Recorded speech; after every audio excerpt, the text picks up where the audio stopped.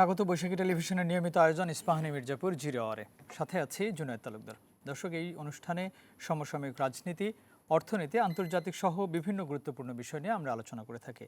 আজকের আলোচনার বিষয় নির্ধারণ করেছি গণ অভ্যুত্থান পরবর্তী ক্যাম্পাস সহিংসতা। এই বিষয় নিয়ে কথা বলার জন্য স্টুডিওতে আমার সঙ্গে দুজন অতিথি উপস্থিত আছেন। প্রথমেই তাদের সঙ্গে পরিচিত হয়ে আসি। আমার পাশেই আছেন তুহিন মাহমুদ, সিনিয়র সহ সভাপতি, জাতীয় যুব শক্তি, এবং আরও আছেন মোহাম্মদ কাজী জিয়াউদ্দিন বাসিত, সহ সভাপতি, বাংলাদেশ জাতীয়তাবাদী ছাত্রদল। আপনাদের দুজনকে স্বাগত জানাচ্ছি আমাদের আজকের আয়োজনে। প্রিয় দর্শক, আমরা মূল আলোচনায় যাব। তার আগে আজকের বৈশাখী টেলিভিশনের প্রধান শিরোনামগুলো দেখে আসি। জুলাইয়ে মানবতাবিরোধী অপরাধে কাদের, সাদ্দাম সহ 7 নেতার সর্বোচ্চ শাস্তি চান রাষ্ট্রপক্ষ। আমরা সন্দেহাতীতভাবে এই মামলাটি প্রমাণ করতে সক্ষম হয়েছি। আমরা সর্বোচ্চ শাস্তি দাবি করেছি। পাশাপাশি আমরা তাদের সকল সম্পত্তি বাজেয়াপ্তির আদেশ চেয়েছি। বরখাস্ত হলেন বিপ্লব কুমার সহ 6 পুলিশ কর্মকর্তা। আওয়ামী লীগের কার্যক্রমের ওপর নিষেধাজ্ঞা প্রত্যাহারের খবর গুজব, মন্তব্য তথ্যমন্ত্রীর। বাংলাদেশ ভারত সমস্যা নিরসনে কাজ করছে সরকার। দেশের অর্থনীতিকে এগুতে হলে সবার শ্রমের যথাযথ মূল্যায়ন দরকার, মন্তব্য অর্থমন্ত্রীর। বিনিয়োগের অনুকূল পরিবেশ তৈরি করছে সরকার। রামিসা হত্যা মামলার ডেথ রেফারেন্স ও আপিল শুনানির প্রস্তুতি শেষ। সিলেটে একটি বাসা থেকে স্বামী স্ত্রী সহ 3 জনের মরদেহ উদ্ধার। এবং কয়েকদিনের ব্যবধানে আবারও গ্যাসের তীব্র সংকট। ফিলিং স্টেশনে যানবাহনের দীর্ঘ লাইন, ভোগান্তি কমাতে সর্বোচ্চ চেষ্টা চালাচ্ছে সরকার। বে অফ বেঙ্গলের রাফ থাকবার কারণে আমরা cargo still waiting for discharge, এবং এই সমস্যা মোকাবেলার জন্য আমরা সর্বোচ্চ চেষ্টা করছি। দর্শক, আমরা শিরোনামগুলো দেখছিলাম। আমাদের এই অনুষ্ঠানটি বৈশাখী টেলিভিশনের পাশাপাশি ইউটিউব চ্যানেল এবং ফেসবুক পেজেও সরাসরি সম্প্রচারিত হচ্ছে। আপনারা সংযুক্ত থেকে আপনাদের মতামত জানাতে পারেন। আমরা আলোচনা করব গণ অভ্যুত্থান পরবর্তী ক্যাম্পাস সহিংসতা নিয়ে। প্রথমে আলোচনা শুরু করতে চাই কাজী জিয়াউদ্দিন বাসিত, আপনাকে দিয়েই।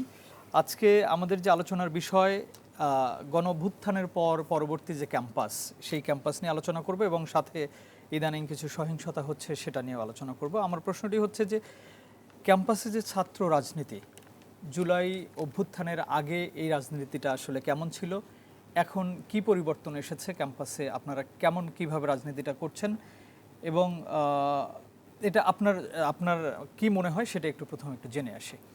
ধন্যবাদ আপনাকে, ধন্যবাদ আমার সহ আলোচক এবং বৈশাখী টেলিভিশনের সকল দর্শককে। আমার সালাম গ্রহণ করুন। আসসালামু আলাইকুম, বিসমিল্লাহির রহমানির রহিম। আমাদের আজকের যে বিষয় ক্যাম্পাস অভ্যুত্থান পরবর্তী সময়ে ক্যাম্পাসের সহিংসতা। আসলে বাংলাদেশ জাতীয়তাবাদী ছাত্রদল 2024-এর 5 আগস্ট পরবর্তী সময়ের পরিবর্তিত রাজনীতিতে প্রতিটি ক্যাম্পাসগুলোতে সকলের সমান অধিকার নিশ্চিত করার লক্ষ্যে মুক্ত গণতান্ত্রিক চর্চার জন্য সকল সংগঠনকে, যেই সংগঠন গতিশীল সংগঠন আছে এবং প্রগতিশীল সংগঠন আছে, সকল সংগঠনকে উদাত্ত আহ্বান জানিয়েছিল যে আমরা ক্যাম্পাসের মান উন্নয়ন, শিক্ষার মান উন্নয়ন, ক্যাম্পাসের সকল কিছু শিক্ষা বান্ধব ক্যাম্পাস, শিক্ষার্থী বান্ধব ক্যাম্পাস এবং শিক্ষার্থীদের সকল দাবি দাওয়া মেনে নেওয়ার জন্য সবাই ঐক্যবদ্ধভাবে কাজ করব। এবং সেভাবেই কিন্তু বাংলাদেশ জাতীয়তাবাদী দল ইন্টারিম গভর্নমেন্টের সময় পুরোটা সময় কাজ করেছে। এবং এটা 2026-এর 12 ফেব্রুয়ারি নির্বাচনের পরে আপনি দেখেছেন যে বাংলাদেশ জাতীয়তাবাদী ছাত্র রাষ্ট্র পরিচালনার দায়িত্বের একটা ছাত্র সংগঠন হিসেবে, বিএনপির ছাত্র সংগঠন হিসেবে পুরো বাংলাদেশের প্রতিটি ক্যাম্পাসে সকলের সহাবস্থান নিশ্চিত করার জন্য প্রতিটি ছাত্র সংগঠনকে আহ্বান জানিয়েছে। এবং তারই নিমিত্তে কিন্তু ক্যাম্পাসগুলোতে মোটামুটি সকল পর্যায়ের সংগঠনগুলো যারা তাদের মুক্ত গণতান্ত্রিক চর্চা এবং সকল সংগঠনের, প্রগতিশীল সংগঠনের সহাবস্থান এবং একে অপরের পরিপূরক হিসেবে ছাত্র রাজনীতিতে যেই একটা পরিবর্তন, যেই পরিবর্তনটা 5 আগস্টের পরবর্তী সময়ে একটা সরকার দলের ছাত্রলীগ, নিষিদ্ধ ছাত্রলীগ যেই কার্যক্রমগুলো করেছে তার ঠিক বিপরীতধর্মী কাজগুলো কিন্তু বাংলাদেশ জাতীয়তাবাদী ছাত্রদল ক্যাম্পাসগুলোতে করেছে। এবং সেটার ধারাবাহিকতায় প্রতিটি ক্যাম্পাসে বিভিন্ন প্রতিযোগিতার আয়োজন করেছে, শিক্ষার্থী বান্ধব, শিক্ষা বান্ধব কার্যক্রম করেছে।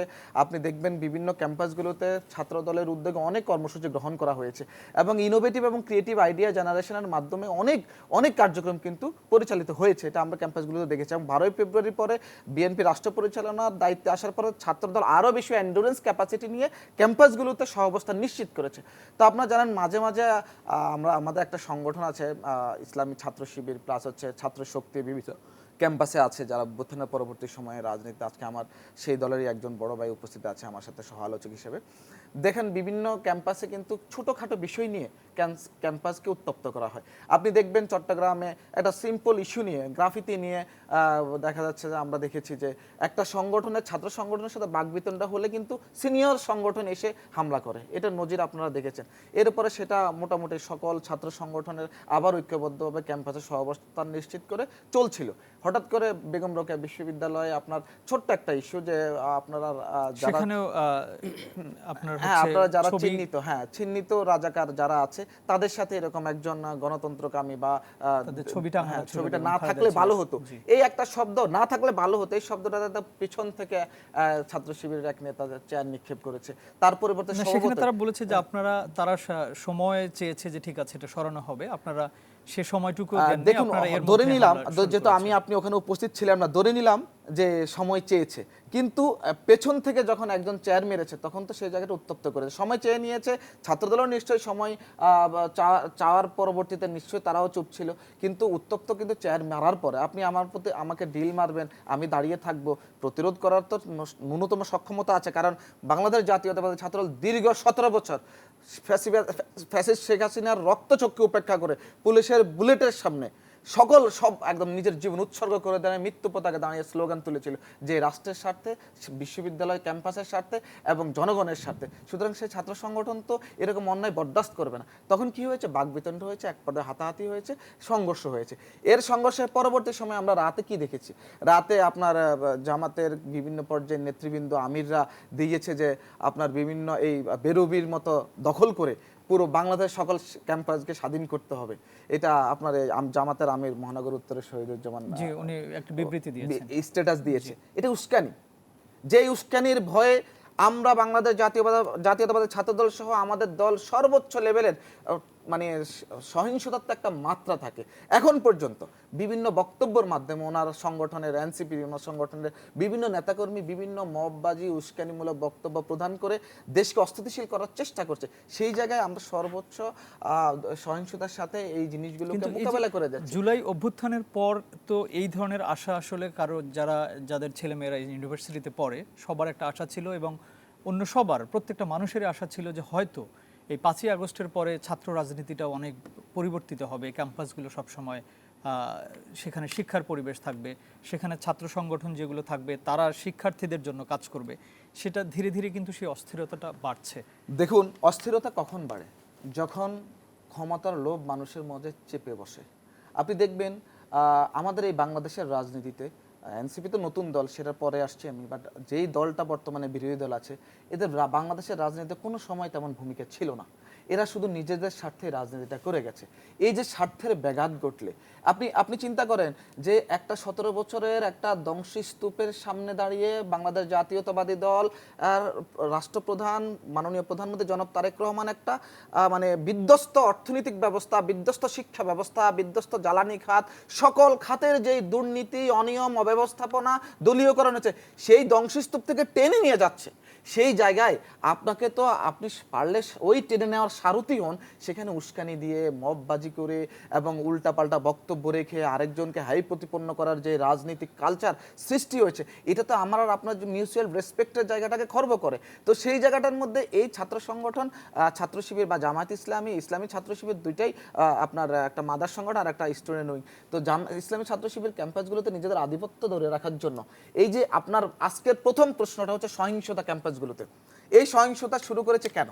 আপনি দেখেছেন জামাত ইসলামীর একদম সিরিয়াল অনুযায়ী দর্শনের ঘটনা, নারী কেলেঙ্কারি ঘটনা, এমপি থেকে জামাতের রোকন এক সদস্য সুরা কি যেন আছে তাদের, আরও কোনো মজলিস এরকম কি যেন পর্যায়ে আছে, সবার দর্শনের কাণ্ড ঘটছে, প্রবাসীদের বউদের সাথে পরকীয়ার ঘটনায় ধরা খাচ্ছে এবং হাটে ঘাটে দর্শনের ঘটনা ঘটছে। আমি দেখেছি এক জায়গায় একজন জামাতের এক নেতা দর্শন করেছে, তখন আরেক নেতা এসে বলছে দর্শন তো পরিপূর্ণ হয় নাই। এই যখন এই কাজগুলো চলছে এবং ঢাকা বিশ্ববিদ্যালয় সহ বিভিন্ন জায়গায় ছাত্র শিবিরের সহযোগিতায় বা ছাত্র শিবিরের ছায়াই থেকে তাদের রুমে তাদের হলের রুমে সমকামিতার ব্যাপারগুলো ঘটছে, যখন ধারাবাহিকভাবে এই ধরনের ঘটনাগুলো আসছে তখন এই ঘটনাটাকে অন্যদিকে মোড় দেওয়ার জন্য, কারণ মানে আমাদের এই সংগঠনটা, ছাত্র সংগঠনটা বিগত 17 বছর ফ্যাসিস্টদের সাথে মিলেমিশে ছিল, তো তাই তাদের ওই ফ্যাসিস্ট সরকার যখন শেখ হাসিনা কোনো ঘটনা করতো সেটাকে আলাদা করে নিয়ে যাওয়ার জন্য যেই রকম কার্যক্রমগুলো করতে একটা আলোচিত বিষয়কে অন্য খাতে ট্রান্সফার করার জন্য নতুন একটা ঘটনার উদ্ভব ঘটাতো, ঠিক এই আমাদের যে ক্যাম্পাসগুলোতে সাম্প্রতিক যে সহিংসতা, এই সহিংসতা কিন্তু জামায়াতে ইসলামী এবং তাদের এখন মিত্রশক্তি ছাত্র শক্তি সহ এনসিপি, এই কাজগুলো কিন্তু তারা শুধু ওই দর্শন সমকামিতা যে অভিযোগগুলো সিরিয়াল বাই আসতেছে সেটাকে অন্যদিকে টার্ন করার জন্য এই সহিংসতার আশ্রয় নিয়েছে। আমি আপনাকে স্পষ্ট করে একটা কথা বলি, আমরা ছাত্রদল কেন্দ্রীয় সংসদ থেকে একজন জুনিয়র অ্যাক্টিভিস্ট পর্যন্ত আমরা প্রতিটি ক্যাম্পাসের সহাবস্থান নিশ্চিত করার জন্য আমরা সর্বোচ্চ তাগিদ দিয়েছি এবং আমাদের সকল পর্যায়ের নেতাকর্মীকে, সকল ইউনিটকে বলা হয়েছে যে সর্বোচ্চ ধৈর্যের সাথে, কারণ এই ধ্বংসস্তূপ একটা রাষ্ট্র, এই রাষ্ট্রকে মেরামত করার দায়িত্ব ছাত্রদল নিতে হবে। এই কারণে আমরা সর্বোচ্চ ধৈর্যে আছি এবং এই ধৈর্য আমরা ইনশাআল্লাহ। ধন্যবাদ। আবার আপনার কাছে আসবে তুহিন মাহমুদ, একটু জানতে চাই যে যেমনটি ওনার একই প্রশ্ন ছিল যে ক্যাম্পাসে যে ছাত্র রাজনীতি চলছে, এখন ধীরে ধীরে ক্যাম্পাস উত্তপ্ত হচ্ছে। আমরা হয়তো কিছুদিন দেখলাম অন্য রকমের আন্দোলন চলছিল ক্যাম্পাসগুলোতে, এখন সেটা এসে সংঘাতের রূপ নিয়েছে, ধীরে ধীরে নিচ্ছে, আরও বেশি হচ্ছে। তো 5ই আগস্টের পরের মানুষের যে আকাঙ্ক্ষা ছিল যে ক্যাম্পাস থাকবে উন্মুক্ত সবার জন্য, ছাত্রদের জন্য, সেখানে যে সংগঠনগুলো থাকবে ছাত্র সংগঠন, তারা ক্যাম্পাসে ছাত্রদের জন্যই কাজ করবে বা ছাত্রীদের জন্যই কাজ করবে, সেটা কি হচ্ছে 5ই আগস্টের পরে? আপনার কাছে কি মনে হয় যে সেটা কি দেখতে পাচ্ছেন? ধন্যবাদ আপনাকে। আপনি তো ছাত্র দলের বাসিদ, ওনার কথা শুনলেন। ওনাকেও ধন্যবাদ। আসলে 5 আগস্ট আমরা যে যদি এক ব্যাকগ্রাউন্ডটা বলি, মানুষের যে ক্ষোভটা ছিল প্রথমে কিন্তু ছাত্রদের মাধ্যমে সেটা বহিঃপ্রকাশ হয়েছে, তারপরে সেটা ছড়িয়ে পড়েছে সারা বাংলাদেশে সবার কাছে, জনতার কাছে। কিন্তু প্রথম যে শুরুটা হয়েছে ছাত্রদের কাছে, কি কারণে আসলে? কারণ দীর্ঘদিন যাবৎ, আমি ঢাকা ইউনিভার্সিটির স্টুডেন্ট, সেই হিসাবে আমি বলতে পারি দীর্ঘদিন যাবৎ এই যে ছাত্রলীগের যেই সহিংসতার রাজনীতি, গেস্ট রুম কালচার বা এগুলো যে চলে আসছিল, ছাত্ররা কিন্তু আসলে বলতে না পারলেও ভিতরে সবাই কিন্তু এই জিনিসটা অপছন্দ করেছে। কেউ কিন্তু মানে সবাই প্রতিবাদ করার চেষ্টা করেছে, যদিও তারা পারে নাই। সেই হিসাবে এই যে একটা সহিংসতা পরিবেশ ছাত্রলীগ তৈরি করেছিল তখন, সেটার বিরুদ্ধে তখন ছাত্ররা জেগে উঠলো, এই ক্ষোভটা নিয়ে আন্দোলন শুরু, যার ফলে আমরা এই 5ই আগস্ট দেখতে পেলাম। এটা কিন্তু ছাত্রদের থেকেই প্রথমে শুরু হয়েছে আন্দোলনটা। তো তারপরে আমরা অবশ্যই, আপনারা জানেন সবসময় আমরা বলে আসছি যে 5 আগস্টের পর আমরা ছাত্রদের কাছ থেকে ছাত্র রাজনীতিটা আশা করব সহিংসতা না, এটা হবে শিক্ষা হবে, গবেষণা হবে, বিতর্ক হবে, সংগঠন করার যে অধিকার সেগুলো পাবে, এই সব কিছু থাকবে। কিন্তু গেস্ট রুম যে কালচারগুলো ছাত্রলীগ করে, সেই কালচারগুলো যেন ফিরে না আসে, এটাই আমাদের ডিমান্ড ছিল এবং আমরা সব জায়গায় বলে এসেছি। এবং তারই জন্য একটা মডেল হিসেবে আমরা ছাত্র শক্তিকে সেভাবে প্রতিষ্ঠিত করার চেষ্টা করছি এবং তার সেভাবে কাজ করে যাচ্ছি। আপনারা জানেন যে আমার সহ আলোচক ভাই অনেক কথা বললেন, কিন্তু 5 আগস্টের পরে কিছুদিন পরিবেশ ঠান্ডা থাকলেও আমরা কিন্তু ধীরে ধীরে দেখতে পাচ্ছি বিভিন্নভাবে সহিংসতার দিকে এখন এগুচ্ছে। আপনি দেখেন, আমি আসলে মানে কোনো দলকে ছোট করার জন্য নয়, খুব রিসেন্ট আমরা দেখেছি নীলক্ষেতে যে ঘটনাটা, ছাত্র দল এবং যুব দল তাদের মধ্যে যে মারামারিটা হলো এবং ওইখানে 5,000 দোকান থেকে প্রতিদিন মানে চাঁদা তোলা হচ্ছে। আমরা তো ছাত্রদের কাছ থেকে ক্যাম্পাসের পাশে যারা থাকবে, ঢাকা কলেজের বিপরীত অভিযোগগুলো এসেছে পত্রিকাতে, আমরা যেটা দেখলাম, এগুলো তো আশা করি না যে তারা এগুলোতে করবে। তারা তো পড়াশোনা করবে বা আরও উচ্চতর পড়াশোনার জন্য আমাদের দেশকে এগিয়ে নিয়ে যাবে। তারা তো সেখান থেকে এটা অস্বীকার করেছে যে না, এখানে আসলে এই বিষয় নিয়ে এই চাঁদাবাজিকে কেন্দ্র করে কোনো সেখানে ঘটনা হয়নি। তাহলে আধিপত্য বিস্তার নাকি? আমি কি ভুল বললাম? আমরা তো পত্রিকাতে এমনটাই দেখতে পেলাম যে আধিপত্য বিস্তার এবং চাঁদাবাজি এইসব নিয়ে। তাহলে পত্রিকাতে যেটা লিখে সেটাই আমি দেখে বললাম।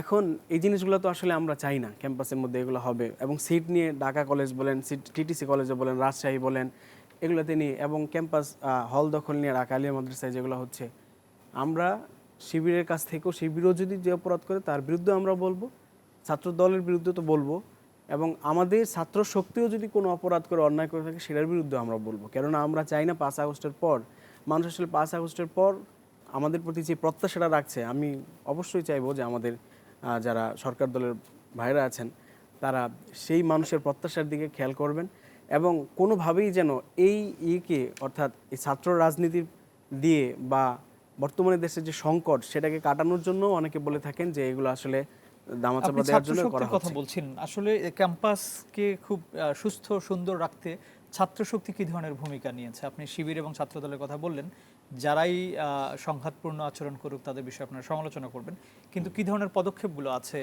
ক্যাম্পাসে আপনাদের? সর্বপ্রথম পদক্ষেপ হচ্ছে আমাদের ছাত্র শক্তি, একটা দেখবেন খুব ভাইরাল হয়েছে যেটা, যে সংঘাত নয় সংলাপ চাই।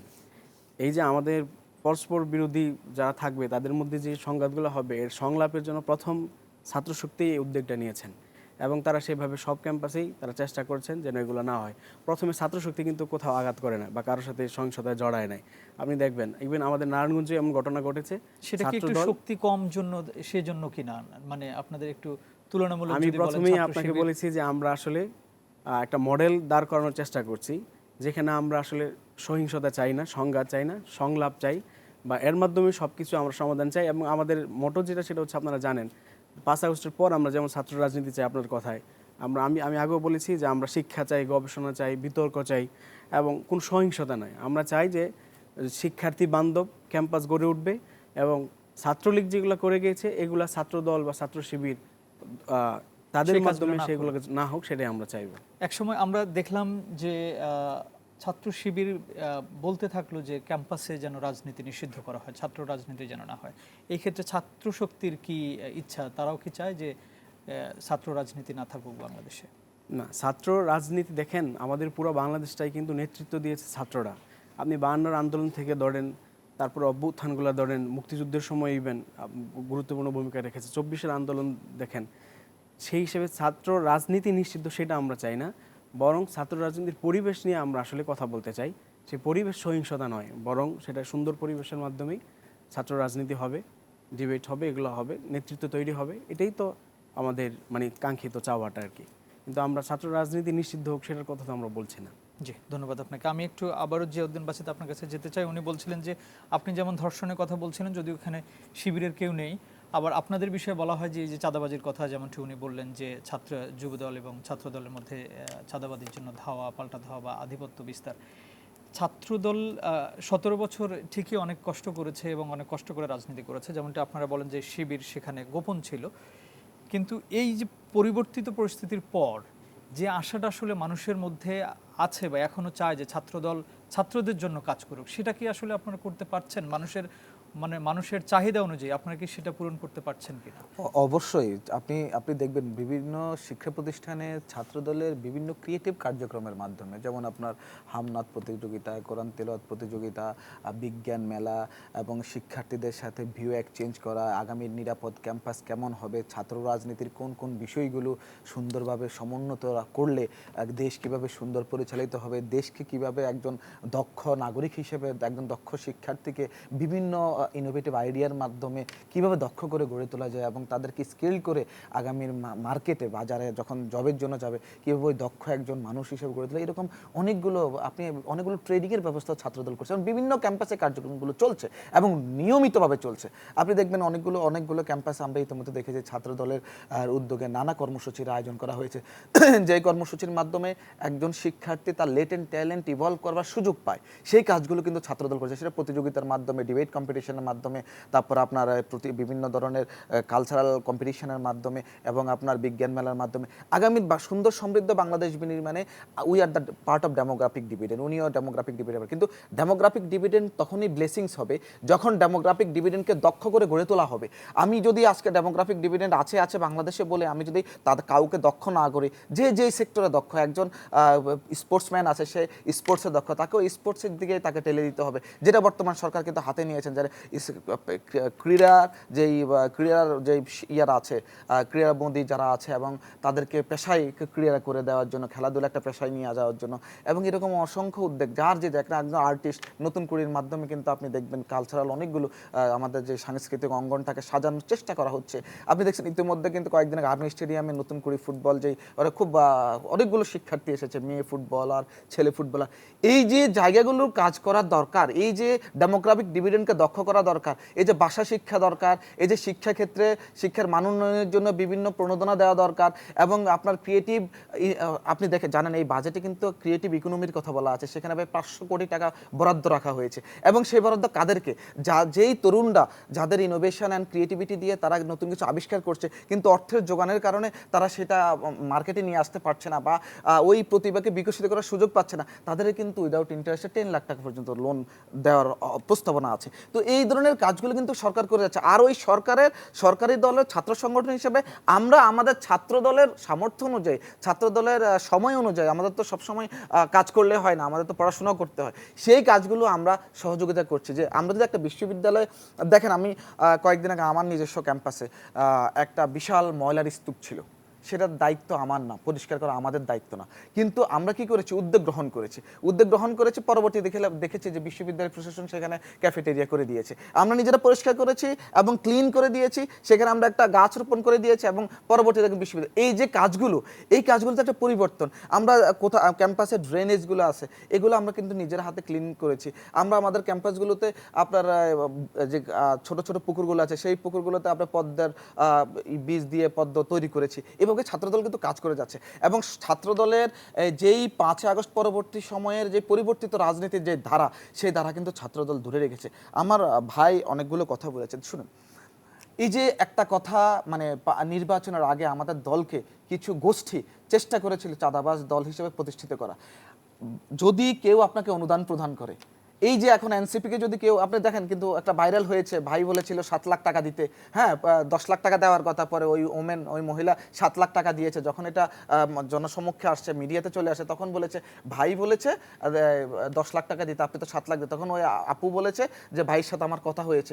তখন যখন এটা চাঁদাবাজি হিসেবে আখ্যায়িত করে, তখন তাদের দল প্রতিষ্ঠিত হয়নি, তবুও যখন চাঁদাবাজি দল হিসেবে আখ্যায়িত করা হয়েছে নতুন দল, তখন কিন্তু তারা বলেছে এটা অনুদান প্রদান করেছে। এখন ভাই আমাদের দলে যদি কেউ অনুদান দেয়, সেটাকে আপনারা চাঁদা বলে দাবি করবেন। আবার অনেক জায়গায় এনায়েত আর একটা ছাত্র জামাতের এয়ানত বা হাদিয়া, হ্যাঁ এগুলো গ্রহণ করে, এগুলো উঠিয়ে নিয়ে নেয়। ভাই মসজিদের রিসিপ্টও তো চাঁদা রসিদ হিসেবে লেখা থাকে, তাহলে কি ওই মসজিদের ইমাম মুয়াজ্জিন চাঁদাবাজ? আপনার ওই মাদ্রাসার এতিমখানার মধ্যে তো আপনার চাঁদা রসিদ লেখা থাকে, তাহলে কি ওই প্রিন্সিপাল বা মাদ্রাসার শিক্ষকরা কি চাঁদাবাজ? আপনাকে এই জিনিসগুলো থেকে বেরিয়ে আসতে হবে, একজনকে রাজনৈতিকভাবে হাই প্রতিপন্ন করে, অথবা একটা দলকে, আপনার রাষ্ট্রপতি জিয়াউর রহমান এমন একজন ক্যারিসমেটিক লিডার, যিনি এই দল প্রতিষ্ঠা করে গেছেন, মাত্র 3 ইয়ার্স উনি এই দলে নেতৃত্ব প্রদান করেছেন, সেটা আজকে প্রায় 50 তার মানে বুঝতে হবে এই দলটা যিনি প্রতিষ্ঠা করেছেন ক্যারিসমেটিক লিডারশিপ দিয়ে প্রতিষ্ঠিত করেছেন। আর উনি আমাদের যে নীলক্ষেতের কথা বলেছে, দেখুন যুব দলের নাম বিক্রি করে একটা গোষ্ঠী বিশৃঙ্খলা করছে দীর্ঘদিন যাবত, নিউ মার্কেট, গুলিস্তান এসব এলাকায় করে। কেন?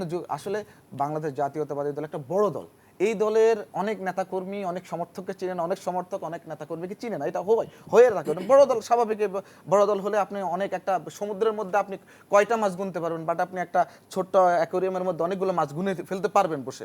তো সেই জায়গাটার মধ্যে ছাত্রদল তো সুন্দর সমৃদ্ধ বাংলাদেশ বিনির্মাণের অংশীদারিত্ব চায়, এই কারণে নিষেধ ওই জায়গায় যখন বাধাগ্রস্ত করেছে, তখন ওই যেই যুবদল নামদারে যারা এসেছে তারা তাদের উপর হামলা করেছে, এবং হামলা করে তাদের উপর হামলা করেছে। কিন্তু আমরা দেখেছি পরে ছাত্রদল যুবদলের হামলা হয়ে অনেক জায়গায় গেছে, কিন্তু প্রকৃতপক্ষে ঘটনাগুলো এভাবেই ঘটে। একটা বড় দলের 2-1 অ্যানোমালিজ করে, তাদেরকে আবার কিন্তু সাংগঠনিকভাবে বহিষ্কার করা হয়, এটি স্টেপ গ্রহণ করা হয়। একটা বিরতিতে যাব, তার আগে একটু আপনাকে আবার প্রশ্নটি একটু রেখে যেতে চাই যে আগে যে আমরা দেখতাম মিছিলে যেতে বাধ্য করা ক্যাম্পাসে, এবং না গেলে টর্চার সেলে নিয়ে গিয়ে টর্চার করা হতো, এবং সরকার দলীয় ছাত্র রাজনীতির সাথে যুক্ত না থাকলে হলে সিট পাওয়া যেত না, এখন কি এই বিষয়গুলো ক্যাম্পাসে আছে কিনা, এটা বিরতির পর এসে আপনার কাছে শুনবো। তার আগে আপনাকে একটা প্রশ্ন করে যেতে চাই যে উনি যেটি বলছিলেন যে হাদিয়া নেওয়া হয় বিভিন্নভাবে, আপনারা অনুদান নিচ্ছেন, সেটাকে অনুদান বলছেন, কিন্তু যখন ছাত্রদল কোথাও থেকে যদি কেউ ডোনেশন করে, তাদেরকে আপনারা সেটাকে আবার চাঁদাবাজি বলছেন কেন? বিরতির পর শুনবো। প্রিয় দর্শক, ইস্পাহানি মির্জাপুর জিরো আওয়ার নিচ্ছে ছোট্ট একটি বিরতি, ফিরছি কিছুক্ষণ পর।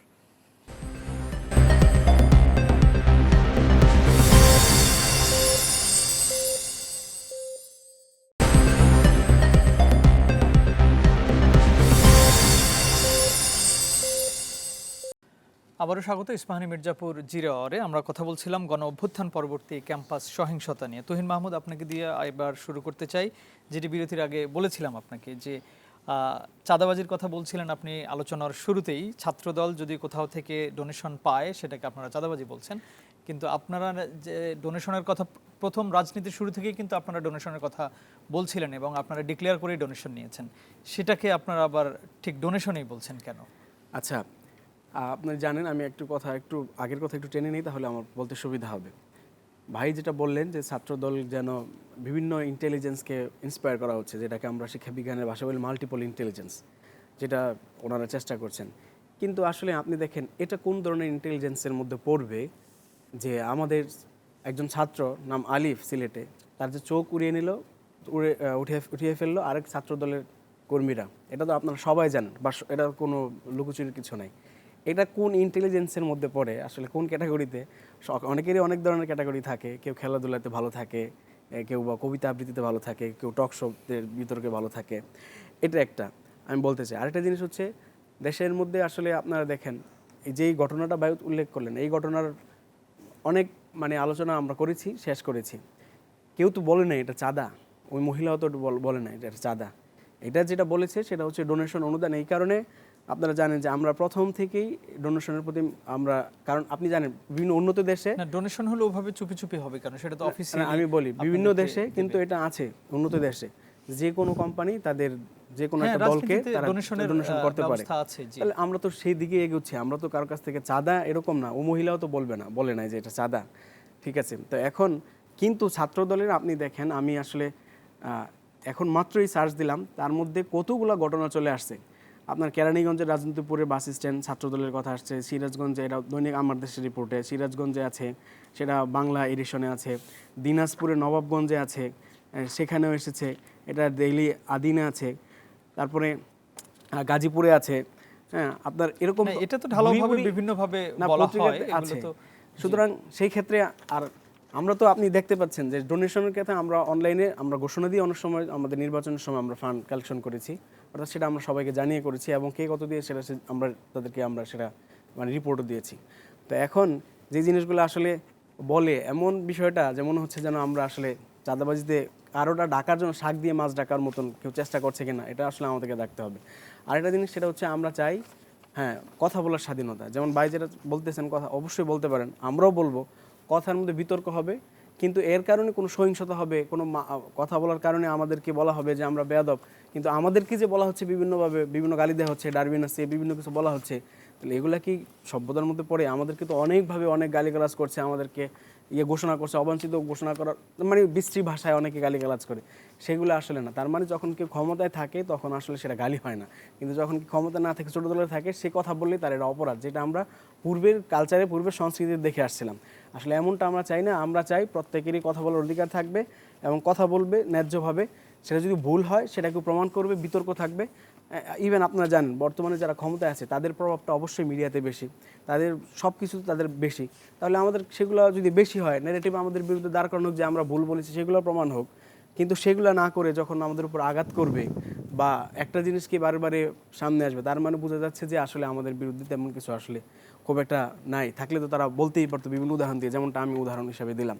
তো আমরা চাইবো যে আসলে ছাত্রদের যে ক্যাম্পাসে আপনি রাজনীতি চাচ্ছেন, সেখানে আবারও বলবো শিক্ষা থাকবে, গবেষণা থাকবে, ইত্যাদি থাকবে, কিন্তু এগুলা নিয়ে আমাদের আলোচনা হবে, বিতর্ক হবে, কিন্তু দিন শেষে আমাদের যে কাঙ্ক্ষিত রাজনীতি সেটা আমরা খুব কম সময়ের মধ্যে, খুব বেশি দিন হয়নি, 5ই আগস্ট বা তারপরে 12ই ফেব্রুয়ারি নির্বাচনের পরে আপনারা এখনই বলছেন যে ছাত্রদল এখন ইতোমধ্যেই ছাত্রলীগের ভূমিকায় নেমেছে। কোন কোন বিষয়গুলোর কারণে? ক্যাম্পাসের কথা আমি জানতে চাই। এখন কি সেখানে এই হল দখলের বিষয়গুলো কি আছে সেখানে, অথবা সেখানে যদি মিছিলে না যায় কেউ, তার কি সিট না পাওয়ার ব্যাপারগুলো সেখানে আছে? এই ধরনের ব্যবস্থাগুলো এখনো বহাল আছে কিনা বা ছাত্রদল সেটা করছে কিনা? আপনারা কোন দিক থেকে ভেবে ছাত্রদল এবং ছাত্রলীগকে মিলিয়ে ফেলছেন? আচ্ছা, আপনি দেখেন, আপনি জানবেন যে বিভিন্ন সময় শুধু যে এটা ছাড়াও কিন্তু অন্যান্য প্রসঙ্গ টানা যায়, বলা যায়। যেমন ছাত্রলীগ বিভিন্ন সময় বিভিন্ন জায়গা থেকে তারা চাঁদাবাজি করতো, যার ফলে এগুলা ধরা খেত এবং অনেক সময় আমরা দেখতে পেয়েছি। কিন্তু এখন যে জিনিসটা হচ্ছে, এই চাঁদাবাজি আমার নারায়ণগঞ্জেও হচ্ছে বা ইয়েতেও হচ্ছে। আর যেটা বললেন হল দখলের কথা, ডাকালিয়াতে যে মারামারিটা হলো কয়েকদিন আগে, যেখানে যুব দলের নয়ন উনি যে ছিলেন এবং প্রিন্সিপালের মাথা যেভাবে কাটা হয়েছে সেটা আপনারা দেখছেন। ডাকালিয়ার প্রিন্সিপাল যিনি, ওনার বর্তমানে মাথা কিন্তু দিক দিয়ে অনেকটা সেলাই হয়েছে, কেটেছে এই সহিংসতার কারণে। তো এগুলো তো আমরা দেখতে পাচ্ছি হল দখল বা এগুলো নিয়ে হচ্ছে।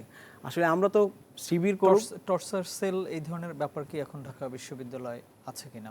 না টর্চার সেল ব্যাপারে এখন তো আসলে মানুষ সচেতন, ছাত্ররা আরো বেশি সচেতন, আর সেই হিসাবে টর্চার সেল ইচ্ছা থাকলেও কিন্তু সম্ভব নয়, এটাই আমরা মনে করি। আর যে জায়গা সম্ভব সেখানেও প্রতিরোধ করা হচ্ছে, এই জন্য সহিংসতা হচ্ছে আস্তে আস্তে।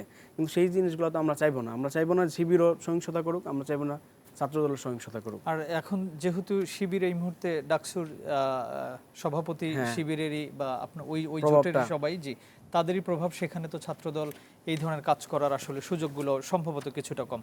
কাজী জিয়াউদ্দিন বাসিত, যেটি বিরতির আগে বলে গিয়েছিলাম, আসলে এই যে হলে থাকলে বা থাকতে গেলে সিট পেতে হলে বড় ভাইয়ের কথা শুনতে হবে, মিছিলে যেতে হবে, যদি কথা না শোনে না যায় টর্চার সেল থাকবে, সেটা কিছুটা তুহিন মাহমুদ বলছিলেন, হয়তো ওইভাবে নেই, কিন্তু অনেকটাই এই ধরনের ব্যাপারগুলো ক্যাম্পাসে আসলে ঘটছে। বাংলাদেশ জাতীয়তাবাদী ছাত্রদলের পক্ষে কখনোই ছাত্রলীগের রূপে ফিরে আসা সম্ভব না। কারণ এই সংগঠনটা শহীদ রাষ্ট্রপতি জিয়াউর রহমানের আদর্শ, দেশনেত্রী বেগম খালেদা জিয়ার স্নেহ মায়া এবং বর্তমান প্রধানমন্ত্রী মাননীয় প্রধানমন্ত্রী জনাব তারেক রহমানের নির্দেশনায় চলে। আমি আপনাকে দায়িত্ব নিয়ে বলছি, কোনো ধরনের কোনো ক্যাম্পাসে এখন পর্যন্ত ঘটেনি এবং অদূর ভবিষ্যতেও ঘটবে না।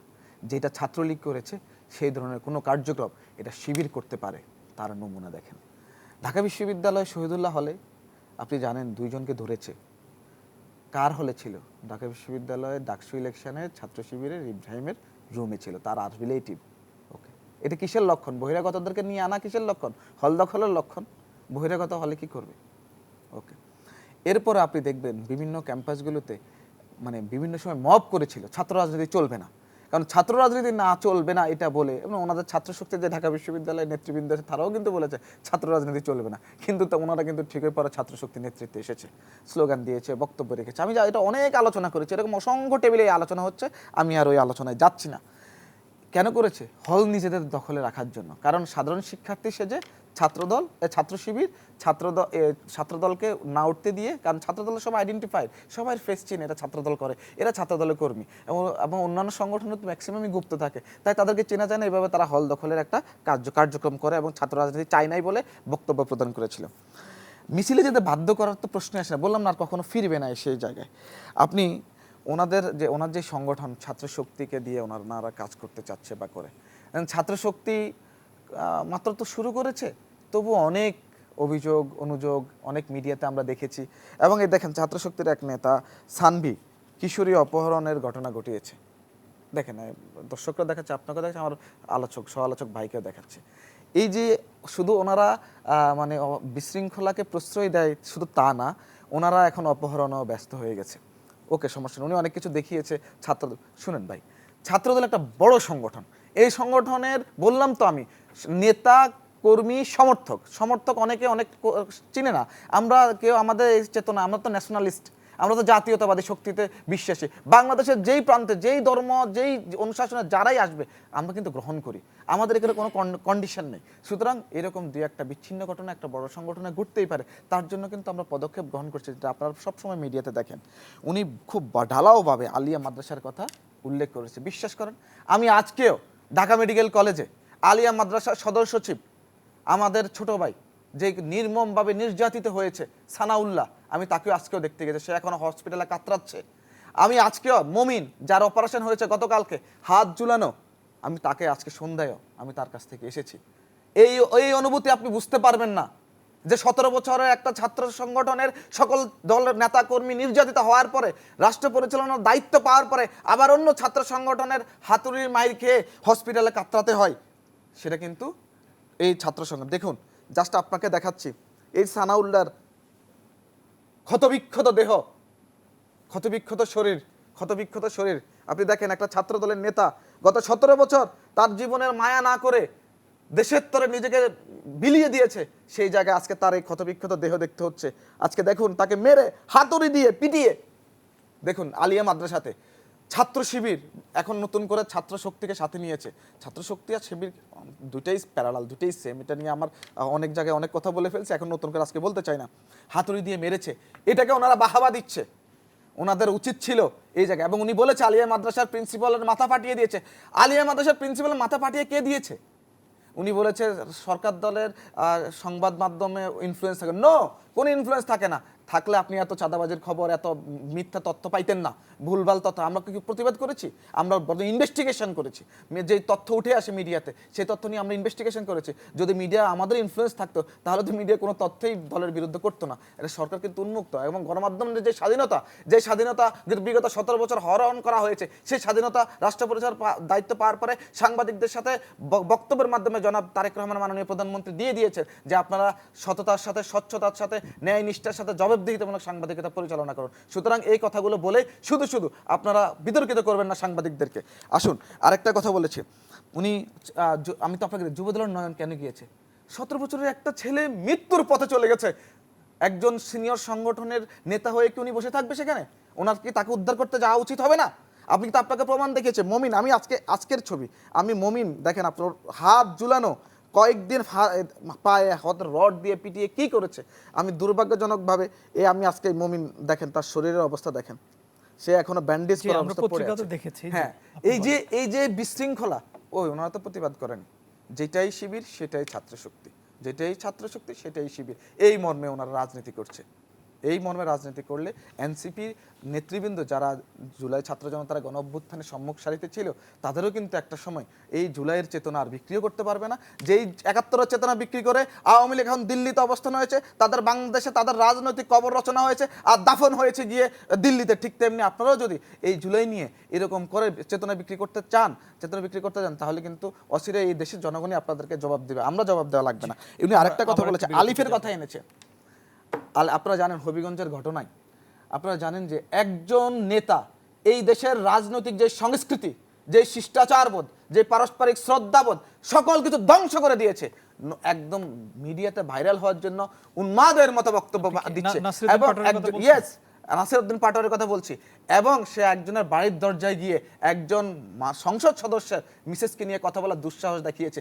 আপনি দেখেছেন সাধারণ মানুষ নেমে গেছে মাঠে, কারণ জিকে গৌছর যে জনপ্রিয়তা ওই এলাকায়, সেই জনপ্রিয়তা আমরা সবাই জানি। সে বিপুল ভোটে, যে ওনার সাথে যে প্রতিদ্বন্দ্বী প্রার্থী ছিল তার চেয়ে প্রায় 10 গুণ বেশি ভোট পেয়ে উনি কিন্তু বিজয় লাভ করেছেন। শেষ করে আলিফের কথা আসতে হয়, ওখানে আপনারা দেখেছেন যে নারীরা ঝাড়ু নিয়ে এসেছে, নারীরা লাঠি নিয়ে এসেছে। জিকে গৌছর ওই এলাকায় যখন আপনি বাড়ির দরজায় গিয়ে উস্কানি দিবেন, সেই বাড়ির দরজায় মানুষ বসে থাকবে। সংঘর্ষ হয়েছে। আমরা কখনোই কোনো ধরনের কর্মীর, কোনো রাজনৈতিক কর্মীর অঙ্গহানিতে আমরা কখনো এটাকে প্রশ্রয় দিই না। কিন্তু আলিফ যে কোনোভাবে ঘটেছে, আমরা দুঃখ প্রকাশ করছি, এখনো করছি, আগেও করেছি, এটা নিয়ে অনেকবার আলোচনা হয়েছে। কিন্তু আপনারা যে উস্কানি দিচ্ছেন, মববাজি করছেন, এবং একটা রাজনৈতিক যে শিষ্টাচারবোধ, এক পারস্পরিক যে রেসপেক্ট, সেটাকে ধ্বংস করে দিচ্ছেন, এগুলো থেকে আপনি বেরিয়ে আসেন।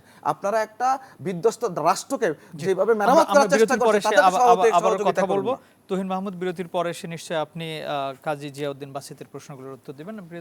প্রিয় দর্শক, ইস্পাহানি মির্জাপুর জিরো আওয়ারে নিচ্ছে ছোট্ট একটি বিরতি, ফিরছি কিছুক্ষণ পর।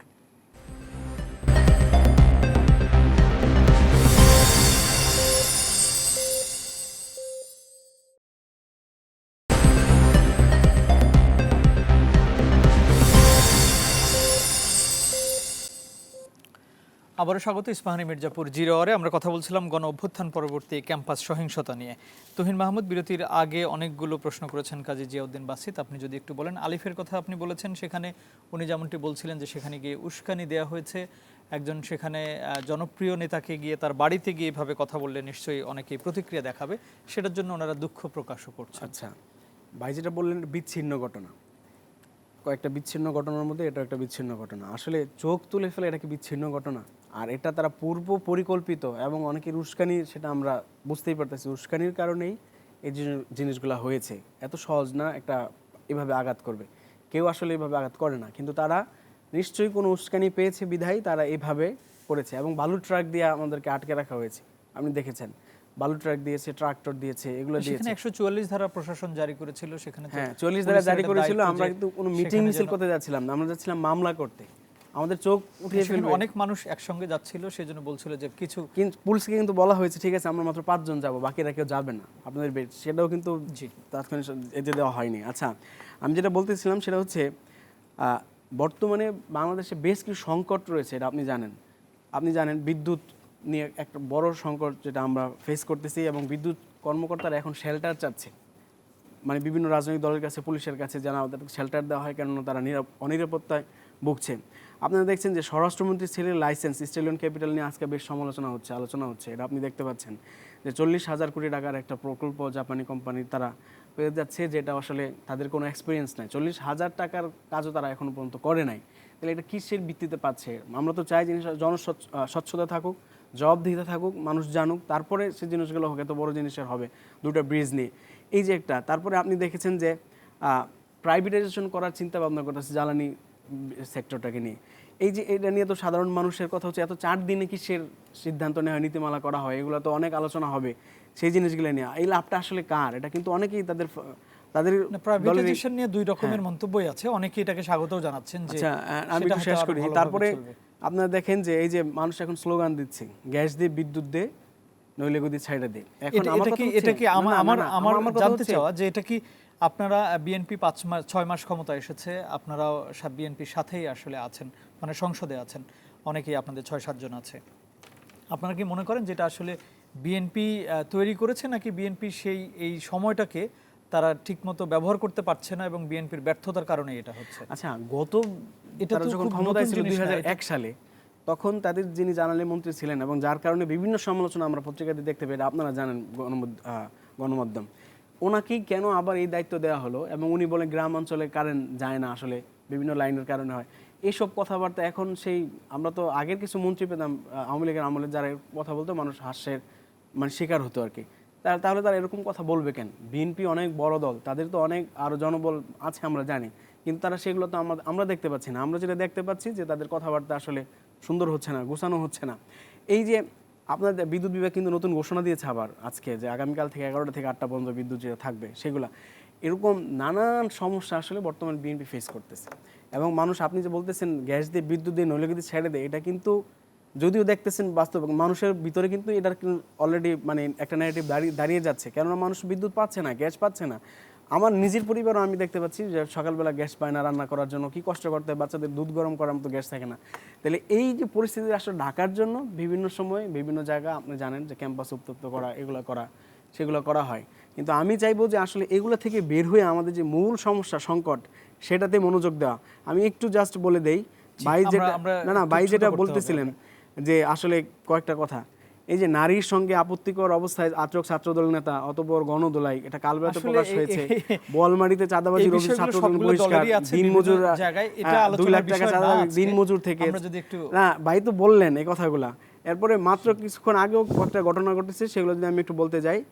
আর যেখানেই টাকা সেখানে আমাদের সিনিয়র নেতা, এগুলো ছাত্রদল নেতা, এই কিছুক্ষণ আগে একটা বক্তব্য আমরা দেখলাম।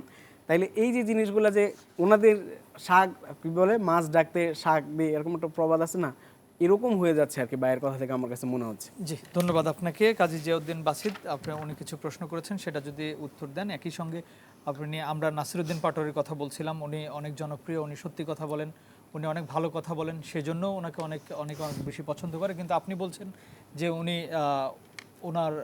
উনি যেভাবে বক্তব্য দেন বা যা কথা বলেন সেটা মেনে নেওয়ার মতো না, সেজন্যই মানুষ উত্তেজিত হয়।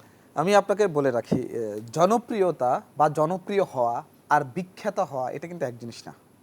নাসিরউদ্দিন পাটোয়ারি উন্মাদের মতো বক্তব্য প্রদান করে, শিষ্টাচার বহির্ভূত বক্তব্য প্রদান করে এবং পারস্পরিক শ্রদ্ধাবোধের বাহিরে গিয়ে যে বক্তব্য প্রদান করে বা রাজনৈতিক অঙ্গনে বক্তব্যের যে নষ্টামি, সেটা যে নাসিরউদ্দিন পাটোয়ারি শুরু করে দিয়েছে, সে এটাতে জনপ্রিয় হচ্ছে না, বিখ্যাত হতে পারে। জনপ্রিয় সেই যার কথায়, যার পুরো বাংলাদেশের মানুষের প্রতি, তার নেতার প্রতি ভালোবাসা, শ্রদ্ধা থাকে। ও তো সবাই তিরস্কার করে, ওনাদের দলের অনেকেই তিরস্কার করে, সুতরাং সে বিখ্যাত হতে চায়, সে জনপ্রিয় হতে চায় না। এবং বাংলাদেশ জাতীয়তাবাদী দল যে কতটা জনপ্রিয়, সেটা কিন্তু আপনি 12 ফেব্রুয়ারির নির্বাচনে দেখেছেন। অনেক চেষ্টা করেছে, অনেক নিজেকে বিখ্যাত করার জন্য উল্টা পাল্টা বকে সব শেষ করে দিয়েছিল, কিন্তু সে কিন্তু বিখ্যাত হয়েছে, সবাই তাকে চিনেছে। ডারবি নাসির একটা উল্টা পাল্টা কথা বলে, উন্মাদের মতো বক্তব্য, এই হিসেবে চিনেছে। কিন্তু মানুষের যে ভালোবাসা, মানুষের যে শ্রদ্ধা, একজন রাজনীতিবিদের প্রতি মানুষের যে আস্থা, সে আস্থা কিন্তু অর্জন করতে পারেনি। তার মানে সে জনপ্রিয় হতে পারেনি, সে বিখ্যাত হয়েছে। আসুন, উনি ওই কথাটা বলেছিল যে আলিফের কথা, ওনার উস্কানি দিবে সংঘর্ষ হবে, আহত হয়েছে, আমরা দুঃখ প্রকাশ করছি যে চোখ গেছে বা ক্ষতিগ্রস্ত হয়েছে, আমরা অত্যন্ত দুঃখিত এটার জন্য, একটা অঙ্গহানি আমরা চাই না। কিন্তু আপনি দেখেছেন কিনা ছাত্র শিবিরের সাবেক সভাপতি জাহিদ স্ট্যাটাস দিয়েছিল, আপনি জানেন কিনা, মনে আছে আপনার মনে হয়, স্ট্যাটাস দিয়েছিল যে বা এনসিপি যে আপনারা জুলাইকে নিজেদের করে নেওয়ার জন্য নিজেরাই বিভিন্ন জায়গায় যাচ্ছেন। আর আমার কাছে মনে হচ্ছে ওই পরে post হবিগঞ্জ মনে হয় এবং delete করে হ্যাঁ delete ইয়েস করা মৌলভীবাজারের ঘটনা হচ্ছে সাজানো নাটক। তাহলে কেউ নাটক করে রাজনীতি করবে, কেউ ধর্মের দোহাই দিয়ে রাজনীতি করবে, আর আমরা সরকার দল হয়েছি দেখে এতই দোষ, যত দোষ নন্দঘোষ, আমরা কিছু বলতে পারবো না, এটা তো হয় না। আপনি ওনার কথাটা আমি আশা করি উনি পেয়ে গেছে, পাবে। উনি জ্বালানির কথা বলেছে, সরকার নিজে সব সময় এবং জ্বালানি সংকটের শুরু থেকে এখন পর্যন্ত জ্বালানির সমস্যাটাকে অ্যাড্রেস করে যাচ্ছে, যে দীর্ঘ 17 বছরের অনিয়ম, অব্যবস্থাপনা, দলীয়করণ এবং দুর্নীতির কারণে জ্বালানি খাতের যে প্রবলেম সেটা নিয়ে কাজ করছে, আস্তে আস্তে ঠিক করবে। এটা কিন্তু সরকারের প্রধানমন্ত্রী থেকে সকল লেভেল আপনারা কিন্তু বলছে।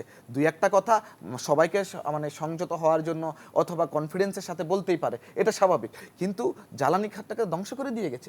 অবশ্যই এই জায়গাটাতে গভর্নমেন্ট রেগুলার অ্যাড্রেস করে যাচ্ছে, এমন না যে গ্যাস সংকট, বিদ্যুৎ সংকটে মানুষ খুবই ক্ষতিগ্রস্ত হবে, এবং ক্ষতিগ্রস্ত হচ্ছে। কেন হচ্ছে? এটা তো ভাই 17 বছরের কারণে, এটা তো 6 মাসের কারণে না, বরং 6 মাসে উন্নয়ন ঘটানোর জন্য সর্বোচ্চ চেষ্টা করছে। উনি একটা কোম্পানির কথা বলেছে, শুনেন, বর্তমান সরকার প্রথম থেকে বলছে যে আমরা এফডিআই কে গুরুত্ব দিচ্ছি, বিদেশি বিনিয়োগকারীরা বাংলাদেশে এসে বিনিয়োগ করুক। এখন যদি কোনো কোম্পানি যদি কোনো একটা বিদেশি কোম্পানির সাথে হাজার হাজার কোটি টাকার বিনিয়োগ করার জন্য মার্জ করে এবং আপনার এমইউ করে, তাহলে তো ওই বাংলাদেশি কোম্পানি তো ক্রেডিট দেওয়া উচিত, তাকে তো কোনোভাবে দোষারোপ করা উচিত না। একটা বিদেশি কোম্পানি এসে ইনভেস্ট করবে বাংলাদেশে, এবং বাংলাদেশের জ্বালানি খাত থেকে শুরু করে যেই সেক্টরে ইনভেস্ট করে সেটা সমৃদ্ধ হবে, এটা তো বাহবা দেওয়া উচিত, এটা সমালোচনার বিষয় না। এরপর উনি আমি শেষ করি একদম 30 সেকেন্ড।